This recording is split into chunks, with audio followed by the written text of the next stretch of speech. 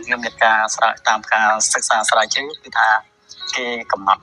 តាំងពីមុនគេថាកាលណាដែលយើងគេមិនលុបលើពី1ខែឡើងទៅអាហ្នឹងគេចាត់ទុកថាយើងមានបញ្ហាជំងឺគេមិនលុបហើយបាទហើយបើសិនជាក្រោម1ខែអាហ្នឹងគេថាជាការមានបញ្ហាគេមិនលុបប៉ុន្តែគេមិនទាន់ចាត់ទុកជាជំងឺណាបាទហើយជាទូទៅមនុស្សយើងគឺថាការគេងហ្នឹង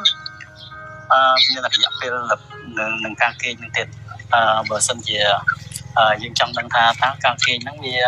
រយៈពេលប្រហែលដើម្បីហៅថាគេងទៅគ្រប់រយៈពេលប្រហែលគេងទៅមិនគ្រប់ហ្នឹងគេយើងមានចែកទៅតាមហ្នឹងទៀតណាបាទហើយបាទអរគុណច្រើនសំណួរទី2មនុស្សវ័យណាដែលងាយកើត